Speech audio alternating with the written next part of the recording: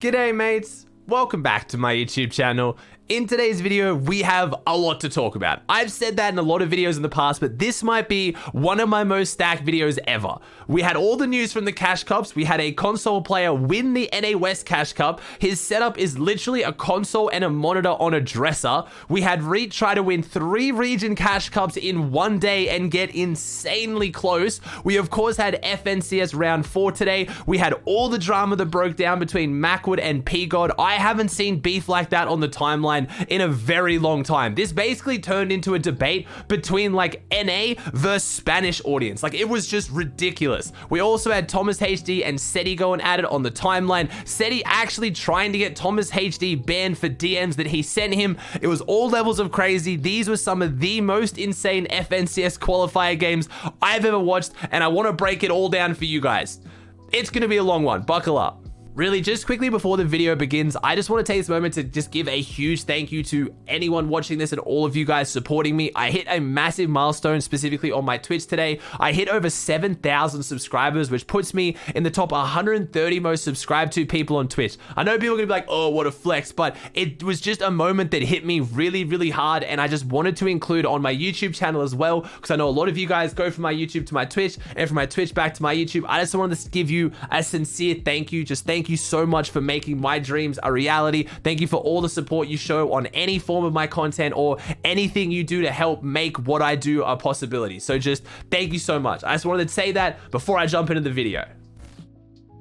So before we get into FNCS, let's talk about the Cash Cup, and let's talk about WYD Jaren, who is named VL Jaegermon on Twitter, which is a massive reference to Attack on Titans. You guys know I'm not rocking my Naruto hoodie today, but I'm a massive weeb at heart, so big props for that one as well. But winning the NA West Cash Cup on console, beating Epic Whale. He came in first on 193 points, beating Epic Whale by 12 points on a console. I talked about his setup being on a dresser.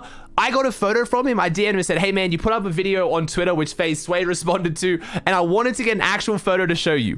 What is this? This guy managed to beat PC pros with millions of dollars in earnings with a PS5 and a monitor sitting on a dresser, and I imagine he's just posted up on a chair on his bed just dominating. This was ridiculous, so much so that a whole bunch of people trying to call him out, trying to expose him for not being a console player. From everything I can research, from everything I can see, this man is a console player, and you guys know I've already done this in the past for Miles. Please go check this dude out. You have to check out his YouTube. I know a bunch of you guys who watch me are console grinders. This is the kind of thing that needs to motivate you. You can do it on, again, next gen console. I know you guys on next gen, it's 120 frame rates. No, I'm sorry. Next gen console, while still being insane for the price, does not stack up to a PC. This is ridiculously impressive. I'm going to put his Twitter and YouTube in the description down below. Please go check him out. This guy deserves your respect. This was a ridiculous performance. Moving on to Reet, who almost did the unthinkable. He was aiming to win 3 Cash Cups in 3 separate regions in one day, and he almost did it. Started off with Asia, which, as you guys know, is basically run by Reet at this point. I don't understand how someone can be so consistent on 100+ ping. He came first on 188 points, beating out Wild Hawk in second on 165. 10 matches played, 2 victory rounds. Remember, Reet does all of this on stream as well. So he won Asia, then was on to East. Now, East, I was getting real hyped for. I watched this at the very end after I did an FNCS viewing party. I thought Reet had it in the bag. His last game, he picked up the victory royale, he popped off, but at the very last minute, Miro jumped in and managed to outplace him. Miro came in first on 189. Reet came in second on 180. Then it came to West, which is Reet's own region, and unfortunately, this was actually Reet's worst performance. As I just said, we did have a console player win the NA West Cash Cup, so Reet obviously didn't. He ended up coming in 8th on 161, but hey, when you've just played 6 hours, or probably 7 hours if you include the last games of solo Cash Cups before this, I have nothing but the most respect for Reet here. But again, I already talked about this. I'm not going to go into too much detail on it again. This only made Reet $1,000. I know only 1,000. Please don't come at me being like, that's so much money. People around the world would kill for that kind of money. I get it. I'm just saying, if you had this kind of performance back in like Season X, you would have won almost $10,000. Like, this was an insane performance, but huge hats off to Reet. I would love to see if he could somehow do this. I love the fact that Reet is making content out of this as well. He is streaming all of these games. If he can win 3 Regions Cash Cups in one day on stream, that might be one of the most legendary performances we've ever seen in competitive. Like, that is another level of ridiculous. Now, moving on to FNCS, before we get into all the drama, before we get into all the beef, and honestly, this Game 6 of NA East was one of the craziest and most entertaining games of Fortnite I've ever watched. Let's just cover who qualified. So we had Slacks, Jack, and Acorn come in first on 166 with what is the comeback of a century that Bucky was trying to have in Qualifier 1. They managed to go from a 6 Elim 17th, 2 Elim 17th, 6 Elim 9th, 0 Elim 23rd, and to an 11 Elim 1st, and a 9 Elim 1st. 2 victory hours with 20 Elims back to back to clutch up the 166 points. So hats off to them. They're straight through to the grand finals. We had Quad, Nico, and Paper, who honestly are performing so well right now. Different story. They came out of the gate really hot with a 7 Elim win. Then they just played really consistently from then on out to hold the second place. And then we had Saf, Stretch, and Kanata clutch up the qual, tying points with Ved, Pump, and Tabney. They managed to win on the victory hour tiebreak. Now, this was especially unfortunate for Ved's team because they actually got dropped on last game, and a lot of people are coming at Larson's team and going and flaming them and saying they griefed and why would you drop on them Game 6? But Crumble, Nexy, and Larson were actually dropping Weeping and have the entire season. They contested Ved's team Game 1 and Game 2. They weren't doing too well, so they left for Game 3, 4, and 5, and they came back for Game 6. I actually talked to Ved in my chat today, and Ved didn't consider it like, he said that, look, it was obviously targeted to make us not qualify, but fair's fair. They obviously want to make sure that in grand finals they're uncontested Weeping. I actually thought that it would have made more sense to not contest them, let them qualify into grands, and then you hopefully get Weeping uncontested week 3 so you can have your big week. But I guess their plan is to hopefully stop Ved's team from making grand finals altogether, make 3 next week, contest them, stop them from qualifying, and then hope they don't make it through heat. So it's a different change of tactics, but I think when the players themselves can understand the strategy like Ved's team, I don't think as a community people should be getting annoyed on their behalf. This is why a lot of the times from the outside perspective, I understand a lot better than most people because I've watched a lot of these games. I talk to a lot of the pros, but the pros see it on a different level. There's different strategies and there's different kind of codes of ethics, I guess, or like sportsmanlike conduct. Some things are understood. Sometimes if you know a team's about to qualify out of round 3 into round 4 and they go your drop spot, quite often you target them. It sounds real scummy. A lot of people don't like that that's the way it is, but unfortunately, that is just the way it is. We also had Jamper, Threats, and Rise just miss out on qualifying 2 in 5th place by 1 point. So remember, Elims are worth 2. If Jamper, Threats, or Rise got a single more elimination at any point in those 6 games, they would have came 3rd and qualified. Now, you'll notice I didn't mention either of the 2 teams that got the most attention today. Despite not qualifying, today was about the battle between PGod, Peterbot, and TK, and Mackwood, Illust, and Tragics over Craggy Cliffs. And this one got heated. It got very heated, and it culminated in one of the most exciting and most insane Game 6s I've ever seen ever. So the build up to this obviously was the fact that Tragic's team was contesting Peterbot's team at Craggy Cliffs. Both teams go there all the time, but being Mackwood, always vocal on social media, things got heated between PGod and Mackwood especially. And if you guys don't know, PGod, while speaking English, also speaks Spanish and streams to a predominantly Spanish audience. As you guys probably know, the Spanish audience, they go very hard. They are diehard fans. They love their content creators. They love their pros, and they're a big audience. So this is what kind of turned into this big battle. But again, things went to social media. I'm not going to show all the tweets. I'm not going to show all the beef. Things got very heated. We had PGod, for example, tweeting out, "You are my..." in Spanish to Mackwood clapping back with a lot of tweets. Mackwood really took to Twitter during this one. I'm not going to show you them all. You potentially probably already saw them. Just know that things were getting very heated. I'm not talking like, oh, you're bad, I'm better than you. Like, straight up, things got personal to the point where Game 6, it was going to be PGod's team versus Mackwood's team on spawn at Craggy Cliffs. So far, PGod's team had actually won more of the spawn fights. I believe at this point, going into the final game, it was 3-2. So the PGod's team had won 3 times, Mackwood's team had won 2 times. But game 6 was weird. We had another team randomly show up to get in the mix of things just because of all the attention this was getting on social media. They dropped there, and because of this, it forced PGod's team to push away. They started looting the spy area, they looted Flopper Island. Unfortunately for them, Scope's team was paying attention to all this. They knew things were going crazy at Craggy. They saw a team pull off, and then they started keying them. This resulted in one of the weirdest fights I've ever seen, of just boating around the islands, just chasing each other, shooting at a distance. It was all crazy, and somehow Mackwood managed to find out TK by himself, eliminated him in Pleasant Park, and then did what has to be one of the most disrespectful plays in Fortnite history. I'll show you it from my perspective. Are they dancing on him? They're dancing on him, aren't they? They're dancing up. They're dancing on him. They're carrying him with them to dance on him some more. They're making sure he doesn't die in Storm so they can dance on him more. They're putting him in the trash can. They've just put him in the trash can. They just put him in the dumpster.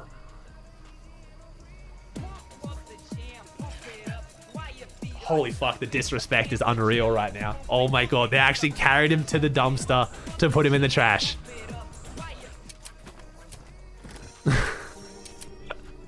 Mackwood's team literally took PGod's team and put them in the dumpster and danced on them.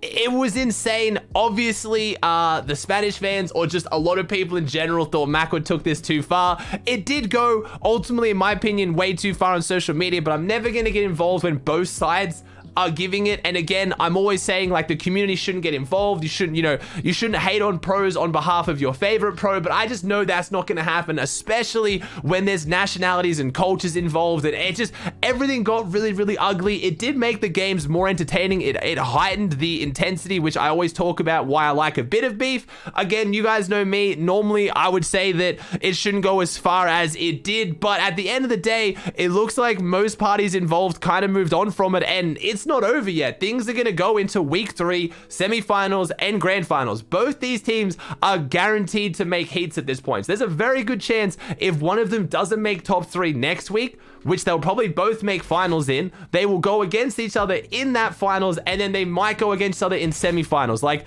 this is going to be an ugly one, and by no means have we seen the end of it. Unless PGod, Peterbot, or TK leave Craggy Cliffs, which I don't think they will, Mackwood will not leave. I think the only way this goes where Mackwood doesn't stay is if Tragics or Illust really put their foot down and say they're not going to play unless they leave. And I don't think they're going to do that. Tragics was getting a little bit involved on the timeline as well. Illust being Illust mostly stayed out of it, but yeah, you haven't heard the end of this story, and it made what an insane game 6, so I guess we'll see what happens week 3.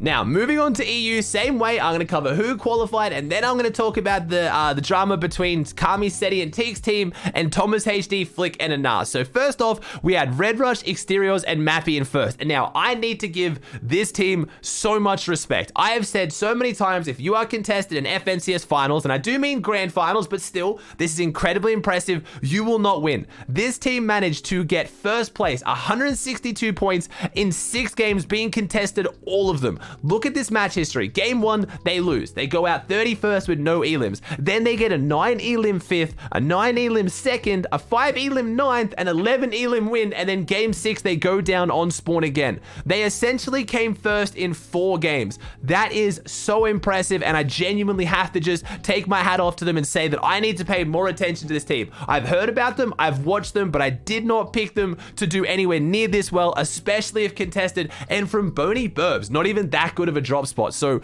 really, really impressive by them. We had Kiriachi, Stormy Ride, and Toos, one of the teams I did pick to qualify. They did very, very well, and I put a lot of pressure on them saying that, look, this is going to be one of their main opportunities to qualify because they have uncontested Slurpee, and they're not probably going to get uncontested Slurpee again. I'm expecting Mitro's team to qualify next week, and we know they are not leaving Slurpee, but Kiriachi's team, they took advantage of it. 157 points. They're in the grand finals. They don't have to worry about that unless Mitro's team team gets through as well. Now, third place, Setty, Kami, and Teak, another team that I picked. I did pretty well with my EU picks. They came in third on 154 points, but there is a bit of drama surrounding them that I'll talk about in a second. We had Bobby, Versa, and Fly just miss out by 3 points, but the team I really want to talk about, Vino, Tayson, and Reason. And now this became a topic of a lot of discussion today. Unfortunately, a lot of people putting this down to Vino underperforming. We had Tayson make a tweet along the lines of, I played really, really well. I don't know what went wrong today. And a lot of people were a bit upset about that because it did sound like it was kind of an indirect attack at Vino.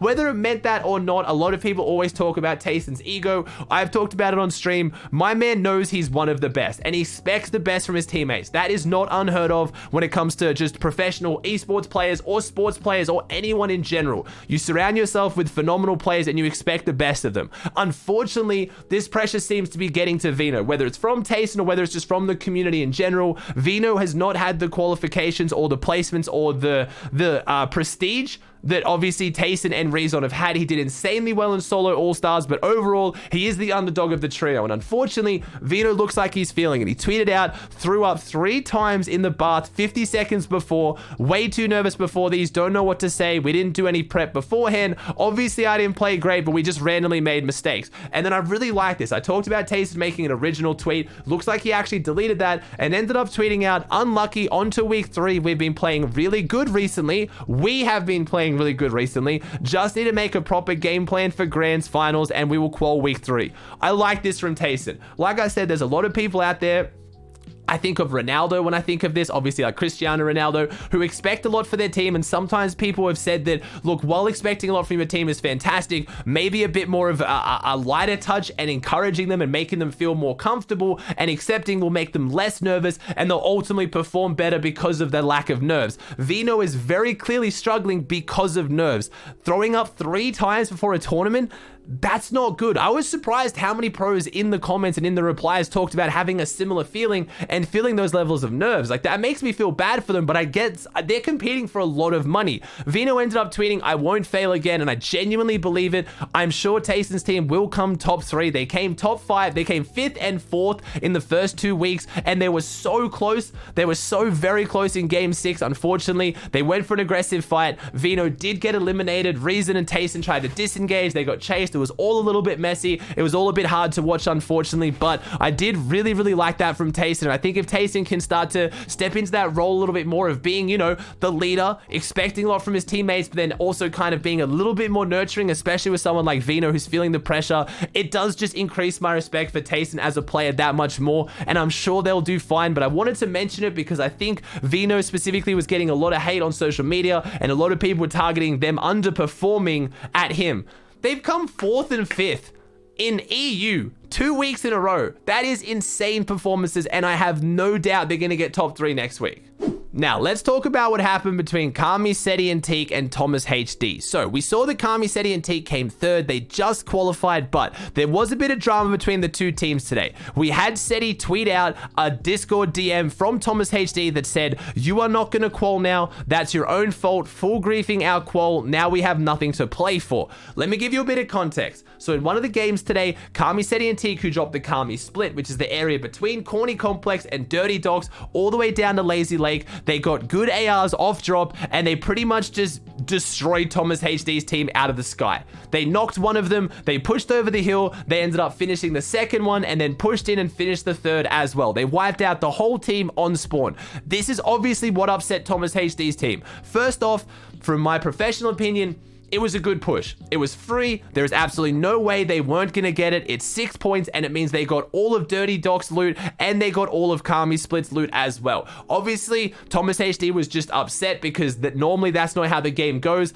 Again, it goes on that line where you guys always think it's like, well, a lot of you think it's teaming or it's collusion. A lot of these teams know how each other play. They've been playing against each other in so many tournaments. Kami's team has been going the Kami Split for, I think, 3 seasons now, and ThomasHD's team's been going Dirty Doc's for just as goes long. They always drop near each other. They always rotate near each other. They always play near each other. And things normally go a kind of specific way. You have faith that this smarter team is not going to make a dumb push and ruin your whole tournament. While this not being a dumb push, that's quite often why the pros get so much more upset when things don't go to plan. So I'm not trying to excuse ThomasHD, but obviously Setty didn't take too kindly to this because ThomasHD's team did play very strange. There was a couple games where they very, very aggressively pushed Kami's team, obviously trying to get a bit of payback for the game they ruined for them. But like ThomasHD said, they don't have as much to play for now because that entire game's worth of points are gone. It means they couldn't really get top 3. And that's one of the issues with this format. I overall like it, but when basically everything comes down to a top 3, if you don't have a chance at a top 3, you have nothing else to play for. So emotions got the best of them. I think honestly ThomasHD ended up responding, just thought it was a dumb play because we would be forced to play aggressive after it and look to get elim points on teams close to us. You guys just playing to qualify and had to eliminate you to have a chance. Well played though, and grats on making grands again. So again, an overall good response by ThomasHD, but during all this beef, the EU fans went crazy. I made a tweet recently. I've only just started watching EU tournaments this season, and I think maybe it's because of the different nationalities. Obviously, if you're, a Polish player and there's a Polish team and they get in beef with, a Danish team, you feel like extra, like this is my Polish team. I think that has to be the reason because, man, the EU fans go crazy. People got really involved in this. Some pros and players were calling for ThomasHD to get banned for this. Setty tagged Sundown.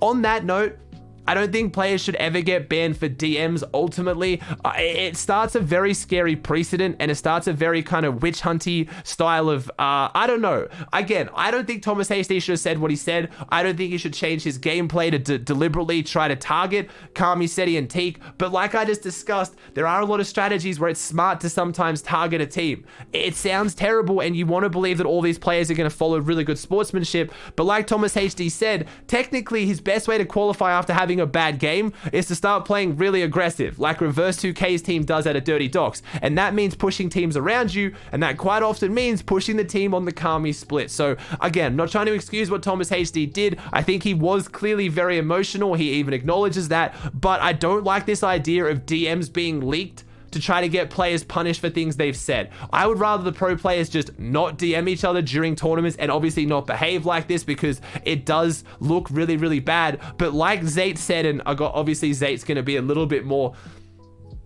brutal than what I am. He said, if you post screenshots of Discord DMs on Twitter, you're up and most likely effing ass at the game. So that was Zate's take on it. I'm not going to go that far, but a lot of people agree that DMs shouldn't be leaked when it comes to these situations. But a lot of pros and players also saying, well, if you're doing something that, technically is against terms of service, you are deliberately targeting someone else to decrease their chance of doing well, you should be punished for that. And obviously, with the solo FNCS All-Stars recently, I made my stance very clear that I don't like when players change their strategies to grief someone else. I don't agree with that at all. But these situations aren't just always black and white. There's always a gray area, and I really don't like to choose sides in this. And it looks like Kami, Setty, Teak qualified. ThomasHD's team didn't. He acknowledges in some way that what he said wasn't great and congratulated them for making grand. So I really hope that's the end of it, but I have a feeling it won't be. Whew. I told you it was going to be a stacker. I told you it was going to be a long one. I'm sure you guys are going to enjoy it because you always like the long videos. I know I haven't been doing as many recently. It's just because I don't think there's been enough worth talking about. I love making videos. I love doing the long videos when the content's there, but I don't want to just stretch out a video for the sake of it. So I hope you enjoyed it. If you did, please chuck a like on it. Let me know in the comment section down below your thoughts on anything I talked about today. If you haven't already, please subscribe to my channel. It would mean the world to me. Thank you so much for watching. I hope you enjoyed, and I'll see you in the next one.